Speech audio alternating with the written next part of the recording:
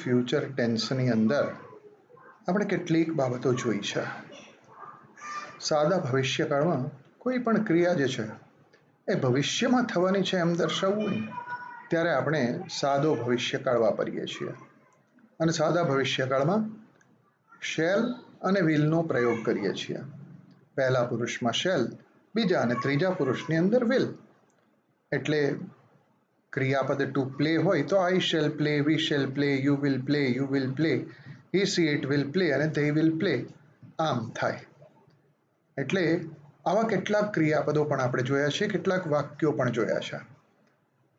હવે આના ઉપરથી આગળ વધીએ અને આપણે સાદા ભવિષ્યકાળમાં નકાર અને પ્રશ્નાર્થની જે રચનાઓ છે, આ નકાર અને પ્રશ્નાર્થની રચનાઓ કેમ થાય એના વિશે આપણે કેટલીક વાતો કરીએ. દોસ્તો, સાદા ભવિષ્યકાળમાં આપણે જો નકાર કરવું હોય તો શેલ કે વિલ જે છે એના પછી સીધું નોટ મૂકો ને એટલે નકાર થઈ જાય. એટલે આઈ શેલ પ્લે હતું એમાં I shall not play, we shall not play, you will not play, you will not play, he she it will not play, they will not play. Work હોય તો I shall not work, we shall not work, you will not work, you will not work, he will not work, she will not work, it will not work, they will not work. અને ભવિષ્યકાળ દર્શાવવું હોય ત્યારે આપણે એવા કેટલાક શબ્દો ચોક્કસપણે મૂકીએ છીએ કે tomorrow, day after tomorrow, next week, next year. તો આપણે એમ કહીએ કે I shall work with you tomorrow. હું તમારી સાથે આવતીકાલે કામ કરીશ. અને ના પાડવી હોય તો I shall not work with you tomorrow.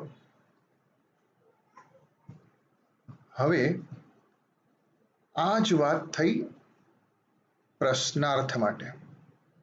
તો સાદા વર્તમાનકાળ અને સાદા ભૂતકાળમાં આપણે ડુ ક્રિયાપદનો સહાયકારક તરીકે ઉપયોગ કરતા હતા. અહીંયા સહાયકારકની જરૂરિયાત સાદા ભવિષ્યકાળમાં નથી. આપણે સીધા જ શેલ કે વિલથી પ્રશ્નો પૂછી શકીએ. દાખલા તરીકે આપણે એમ કહ્યું હોય કે આઈ શેલ વર્ક, એનું પ્રશ્નાર્થ કરીએ તો shall I work, shall I work with you, હું તમારી સાથે કામ કરીશ. Shall I work with you tomorrow, હું તમારી સાથે આવતીકાલે કામ કરીશ. હામાં જવાબ આપીએ તો યસ યુ વિલ, કારણ કે આઈ જ્યારે પ્રશ્નમાં હોય ત્યારે જવાબમાં યુ આવે, એટલે you will work with me tomorrow. નામાં જવાબ આપવો હોય તો no, you will not work with me tomorrow. કારણ કે તમે પ્રશ્ન સામેવાળાને પૂછ્યો છે. શેલ આઈ વર્ક, હું કામ કરીશ, વિથ યુ, તમારી સાથે. તો હવે એ બોલનાર થાય છે ત્યારે એ તમને જવાબ આપે છે અને માટે એમ કહે છે કે you shall not work with me tomorrow. Okay દોસ્તો, બરાબર ધ્યાન રાખજો જ્યારે આપણે આ રીતે પ્રશ્નો પૂછતા હોઈએ ત્યારે.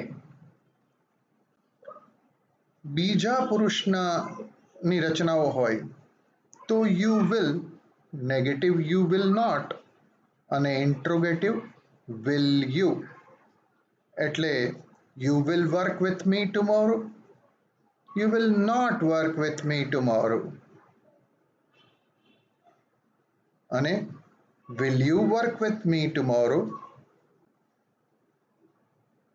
તો અચ્છા, will you work with me કયું, એને બદલે આપણે હિમ, હર, ધે આ શબ્દો વાપરી શક્યો. Will you work with them tomorrow, will you work with her tomorrow, will you work with me tomorrow. હવે જોજો, મી, હિમ, હર, ધેમ આ બધા જ જે પ્રોનાઉન છે ને, આ સર્વનામો એ કર્મ વિભક્તિમાં છે, માટે આપણે મી, મારી સાથે, મી, મને, આવા આવા અર્થમાં આપણે વાપરીએ છીએ. હિમ, તેની સાથે, હર, તેણીની સાથે, ધેમ, તેઓની સાથે.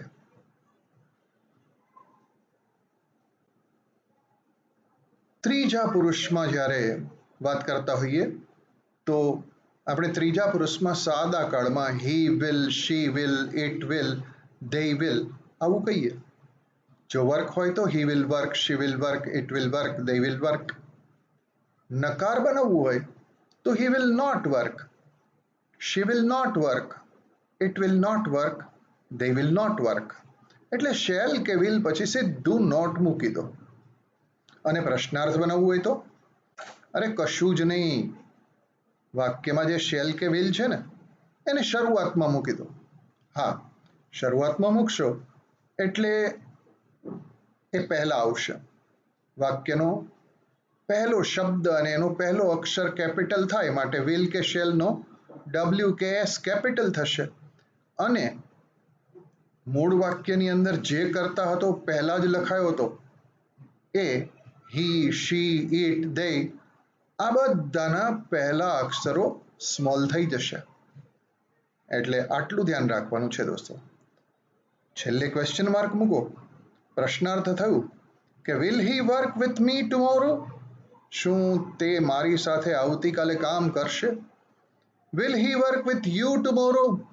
શું તે આવતીકાલે તમારી સાથે કામ કરશે? Will he work with her tomorrow? તે તેણીની સાથે આવતીકાલે કામ કરશે? Will he work with them tomorrow? તો આ રીતે પ્રશ્નો થયા. દરેક પ્રશ્ન જવાબ કહામાં, કાનામાં. એટલે વિલ હી વર્ક, શું તે કામ કરશે? Yes, he will work. No, he will not work. બાકીનું જેમનું તેમ. વિથ યુ, વિથ મી.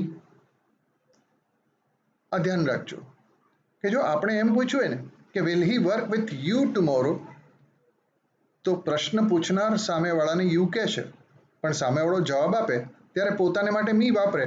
એટલે આપણે એમ કહેવું પડે જવાબ આપતી વખતે કે no, he will not work with me tomorrow. હવે જો એણે પ્રશ્નમાં મી વાપર્યું હોય તો જવાબમાં આપણે યુ વાપરવું પડે.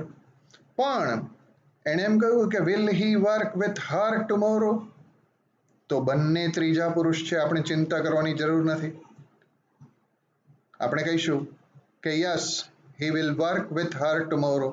નો, he will not work with her tomorrow.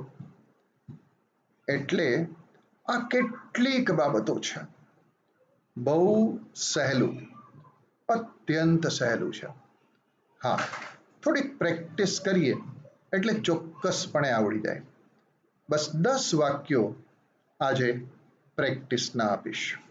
તમારે 10 વાક્યો જ કરવાના છે. એટલે બરાબર ધ્યાનપૂર્વક